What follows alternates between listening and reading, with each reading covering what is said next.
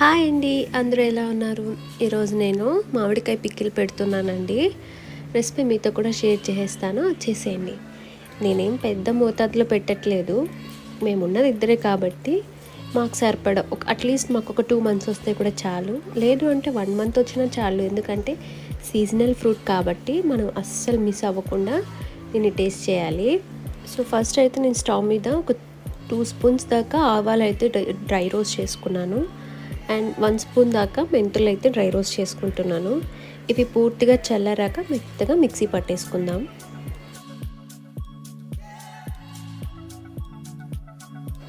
నేనైతే పుల్లటివి 2 మామిడికాయలు తెచ్చుకున్నానండి.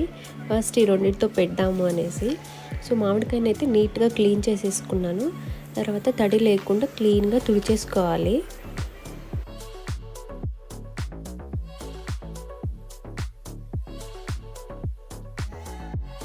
మీకు ఏ సైజులో, ఏ మోడల్లో, ఎంత సైజులో కావాలంటే అంత సైజులో కట్ చేసుకోవచ్చు.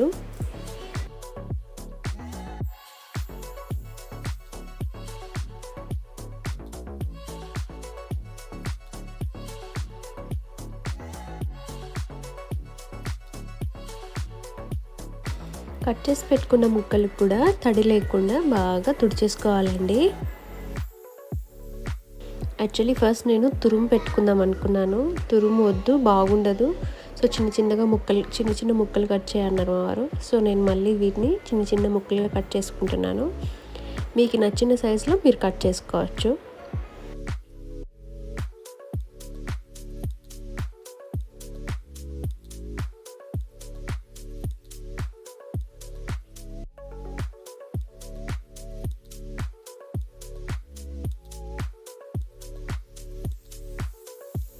ముక్కలు కట్ చేయడం అయితే అయిపోయిందండి. ఈ ఇత్తనం మీద చూసారా ఎంత కండ మిగిలిపోయిందో. సో దీన్ని కూడా నేను సపరేట్ చేసేస్తున్నానండి. సో ఇప్పుడు పికిల్లోకి అయితే నేను వెల్లుల్లి రెబ్బను అయితే దంచుకుంటున్నాను. సో ఈ తెల్లగడ్డ మీద పొట్టంతా తీసేసినాక తెల్లగడ్డ పాయలను అయితే కచ్చాపచ్చగా దంచుకుంటున్నాను. ప్రాసెస్ స్టార్ట్ చేసేద్దాం, వచ్చేసేయండి. కట్ చేసి పెట్టుకున్న ముక్కల్లోకి ఒక చిన్న కప్పు దాకా కారపొడి తీసుకుంటున్నాను. సేమ్ కప్పుతో 1/4 కప్పు దాకా సాల్ట్ అయితే తీసుకుంటున్నాను. ఇప్పుడు ముందుగా గ్రైండ్ చేసి పెట్టుకున్న ఆవపిండి కూడా వేసేసుకుందామండి. ఇక్కడైతే నాకు 4 టేబుల్ స్పూన్స్ దాకా వచ్చింది, చిన్న స్పూనేనండి. మొత్తం వేసేసుకుంటున్నాను. ఇప్పుడు కచ్చాపచ్చగా దంచి పెట్టుకున్న వెల్లుల్లి రెబ్బలు కూడా వేసేసుకుంటున్నానండి. 1 కప్పు దాకా ఆయిల్ వేసుకుంటున్నాను. ఇప్పుడు నీట్గా అన్నీ మిక్స్ అయ్యేలాగా చేత్తో కలుపుకుందామండి. స్పూన్తో కలిపే కంటే చేత్తో కలిపితేనే మనం వేసిన పొడులు, ఆయిల్, వెల్లుల్లి అంతా బాగా ముక్కలకైతే పడుతుంది అనమాట. ఈసారి కలుపుతుంటూనే నోరు ఊరిపోతుంది. ఫైనల్గా నేను లాస్ట్లో కట్ చేసి పెట్టుకున్న కండ కూడా వేసేస్తున్నాను. యాక్చువల్లీ ఈ కండతో నేను వేరేది ఏమైనా వెరైటీ చేస్తాను అంటే మా వారు ప్రయోగాలు ఏం వద్దు, అది కూడా మిక్స్ చేసేయి అన్నారు. సో సరే అని లాస్ట్లో అది కూడా మిక్స్ చేసాను. ఇప్పుడు దీన్ని ఒక జార్లోకి అయితే సర్వ్ చేసేసుకుందాం. ఎప్పటి నుంచో మా వారిని అడుగుతున్నాను, చిన్న జాడీ కొనియండి, నేను పికిల్ చేసి పెట్టుకుంటాను అని. మన సుపుత్రుడు పెద్దవాడయ్యాక కొనిస్తానన్నాడు. వాడు పెద్దవాడయ్యాకి నువ్వు జాడీ కొనిచ్చడానికి లింక్ ఏంటి అని అడిగాను.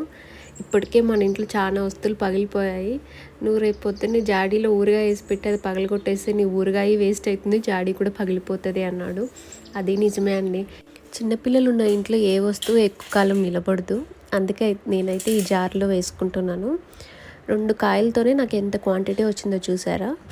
ఒక 1 వీక్ అలా దీనికి కాటన్ క్లాత్ పల్చగా కట్టేసి ఒక 1 వీక్ అలా పక్కన పెట్టేస్తే బాగా ఊరిపోతుందండి. ఫైనల్గా పికిల్ పెట్టిన గిన్నెలోకి కాస్త వేడి అన్నం వేసుకొని ఆ లాస్ట్లో ఉన్న మసాలా అంతా కలుపుకొని కాస్త నెయ్యి వేసుకొని తింటే ఉంటుందండి. అప్పా, నాకు చెప్తుంటేనే నోరు ఊరిపోతుంది, చేస్తుంటే కూడా నోరు ఊరిపోతుంది. చూస్తున్న మీకు ఎలా ఉందో కమెంట్ చేసేయండి. అంతేనండి, టేస్టీగా ఆవకాయ పికిల్. వీడియో కన్నా నచ్చినట్టయితే వీడియోకి ఒక లైక్ చేసి, మన ఛానల్ ఎవరైనా కొత్తగా చూస్తున్నట్టయితే ప్లీజ్ మన ఛానల్ అయితే సబ్స్క్రైబ్ చేసుకోండి.